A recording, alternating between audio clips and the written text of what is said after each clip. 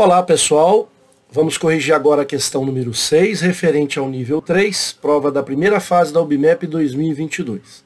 Essa é a questão mais polêmica da prova, muitos comentários, até memes foram apresentados por conta dessa questão do Pinóquio, e o intuito da gravação dessa questão, me interessei por ela, por conta de alguns alunos que me procuraram, que precisam dessa questão, caso ela seja anulada, já estarão em condições de participar da segunda fase. Então, uma questão faz a diferença, por isso me interessei, e tenho aqui algumas propostas argumentativas e gostaria de apresentar não só esse vídeo, mas como fundamentar através de e-mail, um recurso muito bem fundamentado.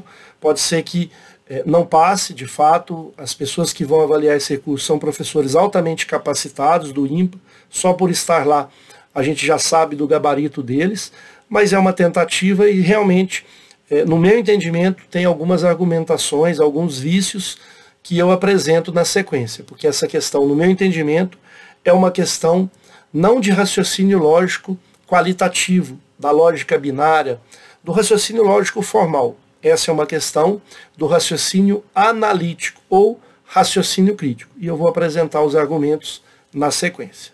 Ok?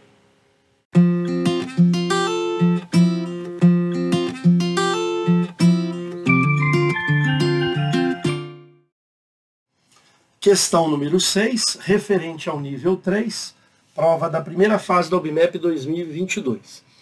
Essa foi uma questão bastante contestada por diversos alunos.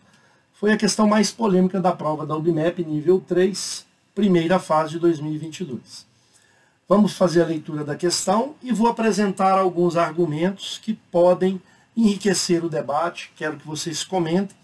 E no meu entendimento, essa questão ela é passível de recurso, ela é passível de anulação, mas nós respeitamos muito a banca organizadora, no caso o INPA. A UBMEP ela trabalha com questões excepcionais.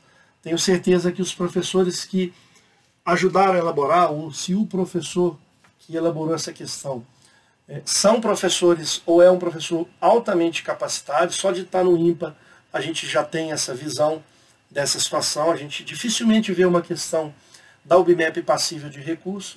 E no meu entendimento, essa questão ela é passível de recurso por alguns elementos. O primeiro elemento, antes disso, obviamente, eu me interessei por essa questão, porque na nossa instituição, o Instituto Federal de Minas Gerais, Campus Betim, a nota mínima de corte para ser classificado para a segunda fase foi 12, e a nota máxima 17.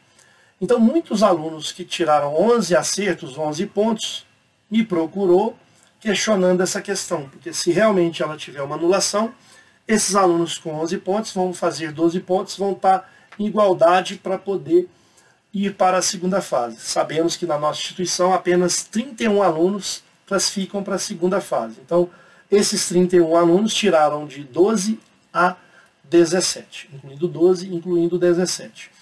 Nenhum aluno com 11 pontos foi classificado para a segunda fase, pelo menos ainda estamos em fase de enviar esses documentos, mas a princípio o que a gente tem até agora são alunos de 12 a 17. Então me interessei por essa questão, estudei essa questão e verifiquei alguns vícios, vamos dizer assim. Vamos ao primeiro vício, e depois gostaria que vocês comentassem para a gente debater e enriquecer os nossos conhecimentos com essa situação dessa questão. Ele menciona que ambas as sentenças são válidas. Então, aqui a gente encontra um erro conceitual.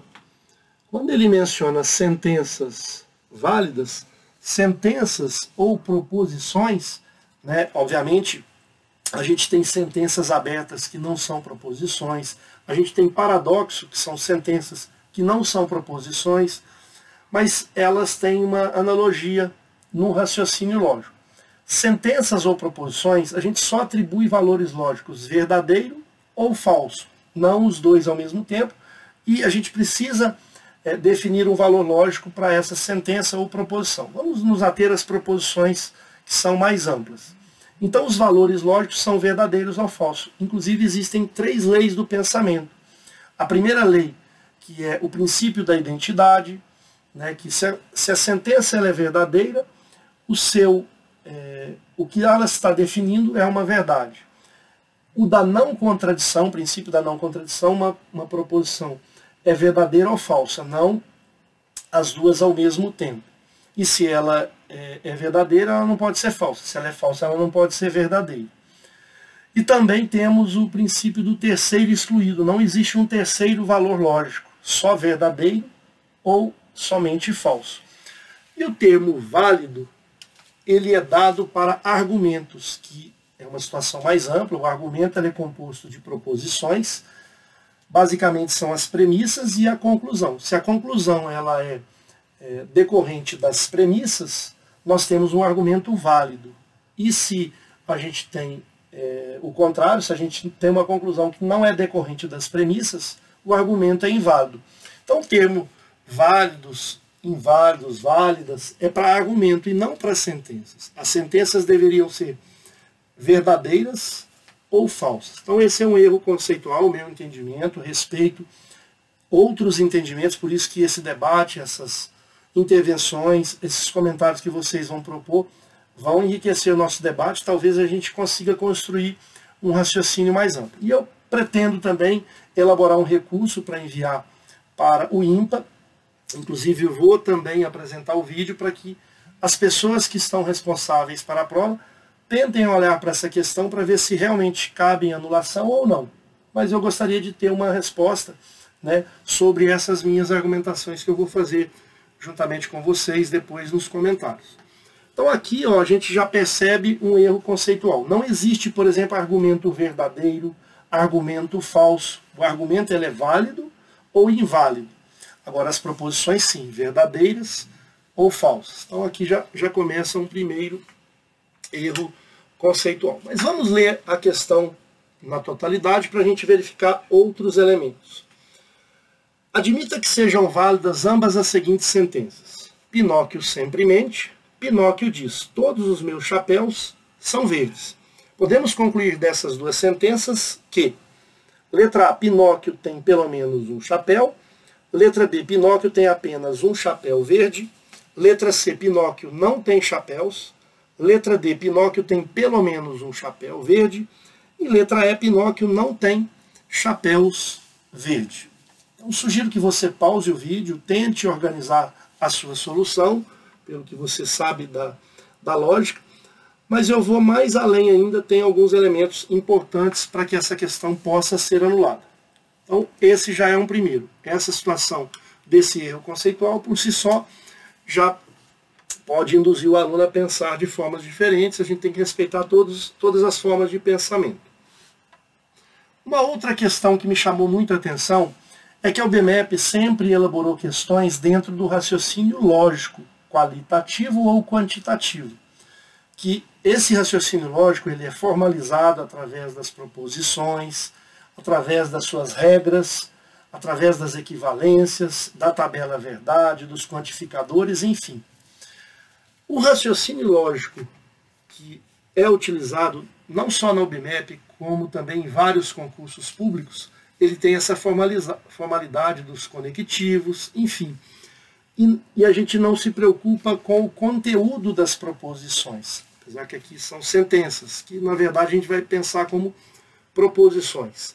Eu tenho uma primeira proposição P1, uma segunda proposição P2. Né? Na verdade, vamos entender então, se a gente quiser entender como sentença, também está certo, sem problema algum. O problema é que o conteúdo dessas sentenças ou dessas proposições, elas têm que ser avaliadas. E quando o conteúdo está sendo avaliado, sai fora o raciocínio lógico formal e entra o raciocínio analítico ou o raciocínio crítico, que a gente preocupa com o conteúdo. Veja, se nós estamos resolvendo uma questão de raciocínio lógico qualitativo, formalizado, dentro da lógica, vamos dizer, booleana, uma situação binária, ou verdadeiro ou falso, a gente não preocupa com o conteúdo. Tanto é que se a gente tiver, por exemplo, a seguinte situação, toda vaca voa. Veja só, a primeira proposição, toda vaca voa. E aí eu pergunto, Se eu dou mais uma segunda premissa, por exemplo, João é vaca. João é vaca. Significa que a minha conclusão, João voa. Veja que nós não estamos preocupados com o conteúdo, nós estamos interessados na estrutura lógica, formalizada. Se eu trocar toda vaca voa para todo conjunto A é B, ou seja, qualquer elemento de A vai ser B, e João é um elemento de A, então João também é um elemento de B. Então está bem estruturado nesse argumento válido, e nós não estamos preocupados com o conteúdo. Isso é do raciocínio lógico formal, com as suas regras. Só que essa questão, ela não se preocupa com as regras, pelo fato da gente estar avaliando aqui o conteúdo.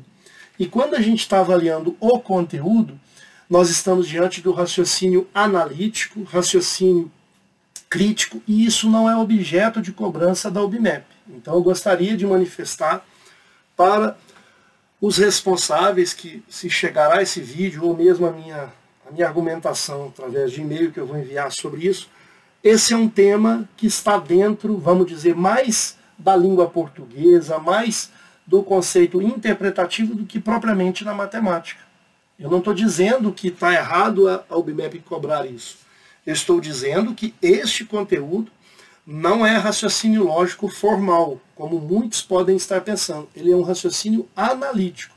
Se você pegar algumas bancas, por exemplo, o CESP, na prova da FUNPRESP, usou-se o raciocínio analítico, então você preocupa com o conteúdo. Algumas questões na área tributária também, fiscal, tem-se o raciocínio analítico. Não é aquele raciocínio lógico de verdadeiro ou falso. É um raciocínio que a gente tem que observar o conteúdo. Muito bem. Então, temos essa segunda situação. Então, a primeira a gente já debateu, válido é um termo usado para argumento. E aí, se o argumento, vamos dizer, se ele não quis dizer sentenças, olha só como que essa questão tem muito embasamento para a gente poder questionar a sua anulação. Se ele está pensando aqui em argumento, e se esse argumento é válido, as duas premissas aqui têm que ser verdadeiras. Óbvio que eu estou explorando essas ideias, eu estou dizendo que ele talvez não quis pensar assim, mas pensando dessa forma, se o aluno ele tem esse raciocínio, pensa, olha, eu estou pensando em válido um argumento. Se o argumento é válido, essas duas premissas elas têm que ser verdadeiras, e eu vou buscar uma conclusão que seja verdadeira e é consequência das minhas duas premissas. Isso vai estar contrariando o que está escrito no conteúdo. Por isso que esse tipo de questão, no meu entendimento, está relacionado ao raciocínio analítico ou raciocínio crítico. Então, nesse caso, é vinculado à lógica informal. Então, a gente vai precisar preocupar com o conteúdo. Ok?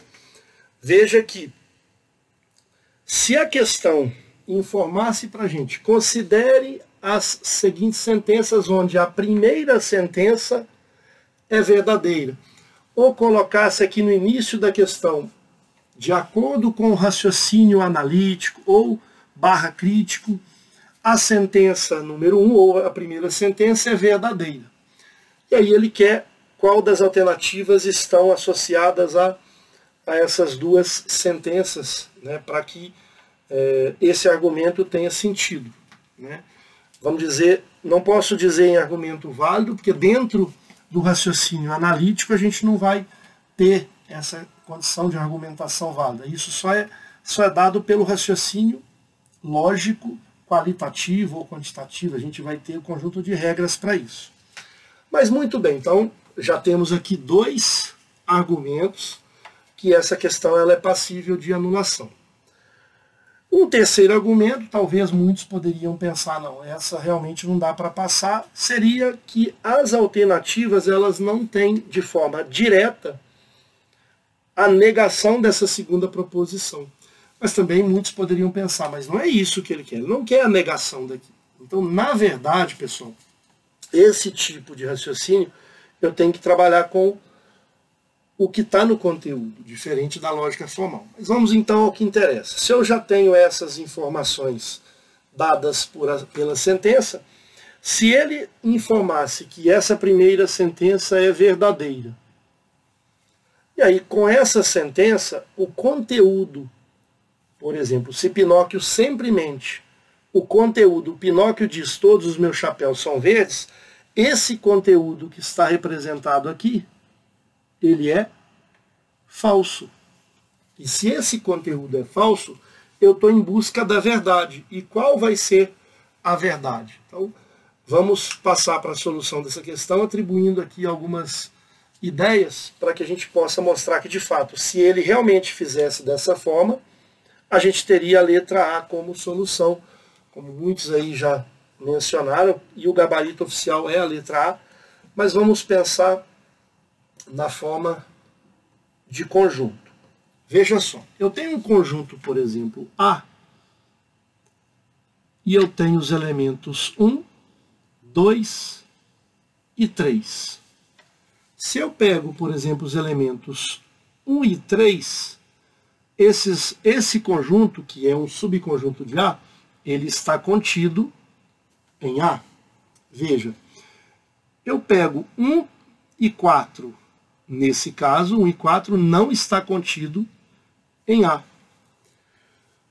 Se eu pegar 1, 2, 4 e 5, também não está contido em A. Então, se eu tenho essa situação verdadeira, como que eu nego uma situação, ou seja, usando essa analogia, de um conjunto não estar contido no outro? Basta pegar pelo menos um elemento que não esteja contido nele. A ideia também, para que essa questão seja bem fundamentada, que o conjunto vazio está contido em qualquer conjunto, inclusive no A. A ideia que a gente vai propor aqui é usando também conjuntos. Veja só, se eu pego um conjunto A e um conjunto B mais amplo que ele, por exemplo, aqui temos o conjunto A e aqui o conjunto B. Então, a minha proposição que está representada aqui, ó, é todo A é B. E aí a gente está dentro do raciocínio lógico formal. Regras para isso. Essa, vamos dizer que é a proposição P. Como que eu nego essa proposição? Vamos pensar em P, vou colocar aqui como sendo a proposição é essa aqui. Como é que seria a negação dela? Veja só, nós podemos pensar no conjunto B, é óbvio que ele não está do mesmo tamanho, mas vamos pensar aqui no conjunto B, este. E aí eu vou pegar o conjunto A de forma que eu vou retirar aqui pelo menos um elemento que vai estar em A e que não vai estar em B. Então, como eu nego o todo, que é um quantificador da lógica formal? Para negar esse todo, eu vou colocar petil, existe pelo menos, então, existe pelo menos um elemento de A que não é B. Então, essa vai ser a negação. Eu preciso de um. Lembra daquele conjunto que eu peguei o 4? Peguei pelo menos um, não preciso pegar vários, basta um. Então, essa vai ser a negação representada por esse diagrama. Eu vou tirando esse conjunto, a hora que eu chego em pelo menos um, está negado. Eu não preciso negar o todo dizendo nenhum A é B. Não, eu não posso ser tão radical assim. Eu preciso ter pelo menos um ou dois. Outro exemplo, se eu tenho aqui 4 elementos, então todos esses 4 elementos que estão em A, eles também estão em B. Como é que eu nego essa frase? Basta pegar pelo menos um A, elemento de A que não esteja em B, está negado. Basta um. Poderia pegar 2? Poderia. Poderia pegar 3? Também poderia. Então veja, com essa situação a gente parte para a solução definitiva da questão. Então, suponhamos que ele mude aqui, ao invés de considere as sentenças onde a primeira sentença ou a primeira proposição é verdadeira. Basta isso. E aí você avalia que o conteúdo dessa segunda, sendo falso, o conteúdo aqui é falso, sabemos que essa sentença ou essa proposição é verdadeira, a gente está buscando a negação dessa sentença para marcar a alternativa correta. Então, fazendo a mesma ideia aqui de conjuntos, eu vou representar esse conjunto, vamos dizer, aqui eu tenho o conjunto dos chapéus. Vou colocar no singular. Aqui eu tenho o conjunto do chapéu. E aqui o conjunto de cor verde. Então, estou diante de todo chapéu é verde. Então, todos os meus chapéus são verdes. Todos os chapéus de Pinóquio é verde. Então, como que eu nego essa frase? Para negar essa frase, vamos pensar aqui na cor verde, continuando para o nosso problema. E aí eu tiro aqui esse conjunto com esse chapéu, que não vai ser verde, mas ele é um chapéu. Então, qual vai ser a sentença que é, vamos dizer, a negação desta, que aí ela passa a ser uma sentença verdadeira? Obviamente, nós não vamos identificar nas alternativas que, pelo menos,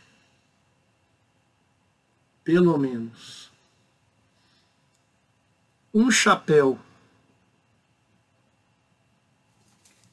do Pinóquio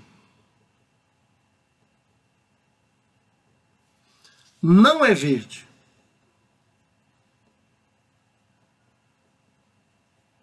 Diante dessa análise, nós garantimos que existe um chapéu pelo menos, só que a cor dele não é verde.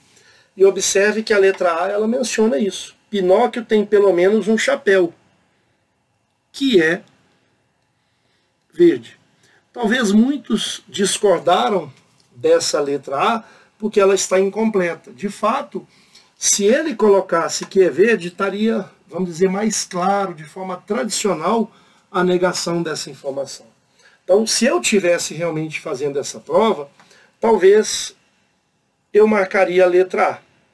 Mas o aluno, será que ele tem toda essa condição de avaliar que um conteúdo não é do raciocínio lógico formal e sim do raciocínio analítico? Então, talvez ele não teria essa mesma condição para marcar a letra A. Né? A gente percebe que as outras alternativas, Pinóquio tem apenas um chapéu verde, não dá para saber. Não dá para saber. Ele poderia ter somente esse chapéu, que seria a representação de todos. Veja, eu poderia pensar que ele tivesse aqui um único chapéu. Então, todo chapéu de Pinóquio é verde. Se isso é mentira, o que é verdade? Pelo menos um chapéu não é verde. Então ele poderia... Tem apenas um chapéu verde? Não dá para a gente saber. Poderia não ter chapéu. Então, essa é de fato falsa. Pinóquio não tem chapéus? Muitos também pensaram nessa aqui. Aí a gente vai argumentar da seguinte forma. Lembra que o conjunto vazio está contido em qualquer conjunto? Não ter chapéu significa que vai entrar em contradição com essa afirmação dele. Por isso que não ter chapéu não é a negação dessa afirmação. Vai ajudar a manter essa afirmação como sendo verdadeira. Veja, Pinóquio não tem chapéu. Todos os meus chapéus são verdes. E aí quando eu vejo que o vazio está contido no chapéu verde. Então, o que eu estou mostrando é que ele pode não ter chapéu, né, que é o conjunto vazio, está contido na cor verde. Então, a gente observa que essa também ela é falsa. Pinóquio tem pelo menos um chapéu verde? Não dá para saber. Não dá para saber que tem pelo menos um chapéu verde. Poderia ser aquele exemplo que eu dei, ter um chapéu só, todos os chapéus são verdes, aí eu pego aqui a negação dessa, que é ter pelo menos um chapéu que não é verde, aí ele não vai ter chapéu verde. Não podemos garantir essa situação. Pinóquio não tem chapéus verdes. Não, ele poderia ter aqui. Vamos pegar aquele exemplo anterior. 4, deixo aqui 3. Veja, essa é falsa, mas essa aqui é verdadeira. Essa proposição, ela sendo falsa, eu tenho que buscar a verdadeira. A verdadeira é esta aqui. E aí ele vai ter chapéu verde, só que ele tem pelo menos um, que não é. Poderia ter 2, poderia ter 3. Então, nesse caso, aqui também é falso. Então, a alternativa A é o gabarito para essa questão se a gente fizer as seguintes modificações. De acordo com o raciocínio analítico ou de acordo com o raciocínio crítico,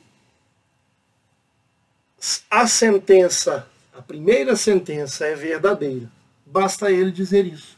Porque se essa sentença é verdadeira, estamos resolvendo de acordo com o raciocínio analítico, a gente tem que preocupar com o conteúdo. E aí o conteúdo, a gente já percebe que essa sentença ela vai ser falsa. Ok? Ela sendo falsa, a gente trabalha com essa situação envolvendo os conjuntos, né, porque eu estou preso ao conteúdo. E de fato a alternativa A seria a correta. Então, agora eu gostaria que vocês pudessem fazer os comentários, você aluno que participou da OBMEP, você professor também pode ajudar bastante nessa discussão. Se não concorda, ótimo, a gente tem um debate aí que vai enriquecer os nossos conhecimentos, mas no meu ponto de vista, eu tenho esse entendimento e gostaria muito que obtivesse uma resposta por parte do INPA, dos professores, de forma muito respeitosa.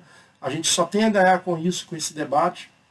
Eles me mostrando que o meu argumento não é fundamentado, enfim. Então eu me baseio a duas situações. Primeira, um erro conceitual. Não existe sentença válida. Existe sentença que é verdadeira ou falsa. Da mesma forma que não existe argumento válido nem inválido. Desculpa, argumento verdadeiro ou argumento falso. O argumento é mais amplo. Aí sim o argumento é válido ou inválido. Não é verdadeiro e não é falso. Ok? Esse é o motivo. E o segundo motivo, que essa questão faz parte do raciocínio analítico. E esse raciocínio analítico, ele nunca foi cobrado na OBMEP. Né? Ter que preocupar com o conteúdo a esse nível, né? Eles nunca cobraram questão desse tipo. Então, esse conteúdo faz parte do raciocínio analítico. Todo concurso público que eu já vi até hoje, sem exceção, a primeira frase, principalmente do CESP, eu vou mostrar algumas questões para fazer o meu recurso, eu vou mostrar algumas questões do CESP. De acordo com o raciocínio analítico, temos tal. Então, ele deveria estar mencionando isso na questão para ela não conter esses dois vícios observados na questão. Agora, de fato, organizando dentro da lógica formal, a alternativa vai ser, de fato, a letra A. Peço desculpa pelo vídeo ter sido um pouco longo, mas muito importante para o debate daqui para frente. Espero ter contribuído. Um forte abraço a todos.